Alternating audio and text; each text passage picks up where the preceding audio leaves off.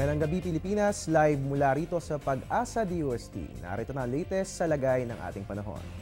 Mga kababayan, naglandfall na si Bagyong Glenda kaninang alas 5 ng hapon. Tumama nga po yung nasabing bagyo, dyan po yan sa Rapu-Rapu Island. At ngayon nga, kumikilos po ito sa west-northwest direction. Susunod nga pong tatahakin ng bagyo, no, gaya ng ating nakikita, ang Camarines Sur. And then after that, pupunta po yan ng Camarines Norte. And then tatama po ito, dito po yan sa Quezon at ganun din sa Rizal at dito po sa atin sa Metro Manila before po magtanghali bukas. Tapos pupunta naman po ito ng Bulacan, Pampanga, and then Bataan at Zambales. And then after that, lalabas na po ito, patungo po yan sa may West Philippine Sea.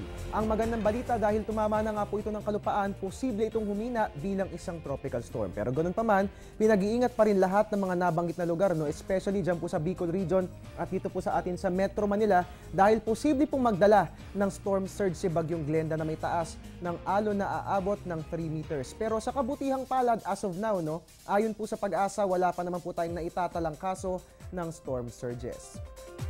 Nakataas pa rin po ang public storm warning signal number 3 sa Catanduanes, Albay, Sorsogon, ganun din sa Camarines Sur, Camarines Norte, Masbate, Burias at Ticao Islands, Quezon, Polillo Islands, Batangas, Laguna, Rizal at Marinduque.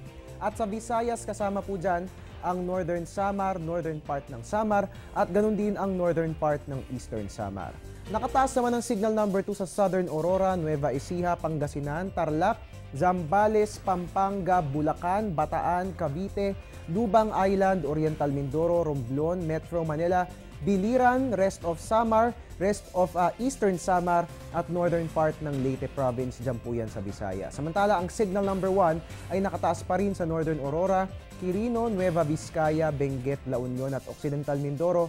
At sa Visayas, kasama po dyan ang natitirang bahagi ng Leyte, Southern Leyte, Northern Cebu, Cebu City at Camotes Islands. Inaasang magdadala ng moderate to intense rain si Bagyong Glenda sa mga nabanggit na lugar o yan ay may katumba sa 7.5 to 20 millimeters ng ulan kada oras. Kung mapapanatili ni Bagyong Glenda ang kanyang bilis at lakas, inaasahang before 2 p.m. ng Huwebes ay tuloy na ito makakalabas ng Philippine Area of Responsibility. At yan nga po ang latest development hinggil kay Bagyong Glenda na ating binabantayan. Sa ating pagbabalik, alamin po natin yung listahan ng mga lugar kung saan nagdeklara na ng suspensyon ng klase para bukas. Antabayanan po mga detalye ng balitang yan makalipas ang isang paalala.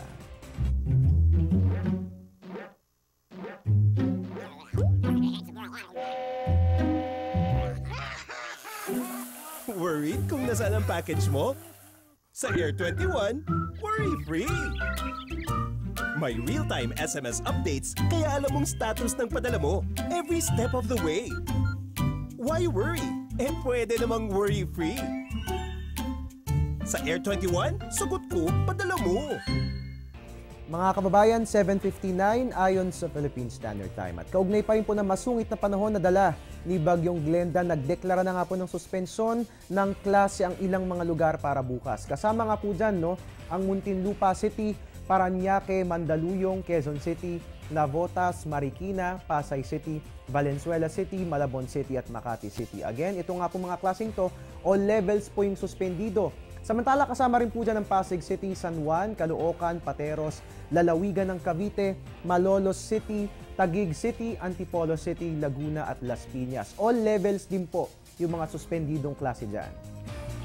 All levels din po yung suspendidong klase dito po yan sa Manila, Angono Rizal, Binangonan Rizal, Baras at Tanay Rizal. Ganun din sa Taytay, Teresa, Hala-Hala, Pililia at Cainta Rizal. At bilang panguli, all levels din po yung mga suspendidong klase sa San Mateo, Morong, Montalban Rizal at ganun din sa Balagtas, Kalumpit, Bulacan, San Miguel, Pulilan, Hagonoy at San Rafael sa lalawigan ng Bulacan. At iyan po muna ang latest mula rito sa Pag-asa DOST. Patuloy na tumutok dito lamang po yan sa Panahon TV Express kung saan walang pinipiling panahon ang pagbibigay impormasyon. Antabayanan din po ang susunod naming weather update mamaya po yan sa News Live. Dito lamang po yan sa People's Television. At your service po ang inyong weatherman, Harry Bayona, Diyos Marina Banggi sa Indogabos.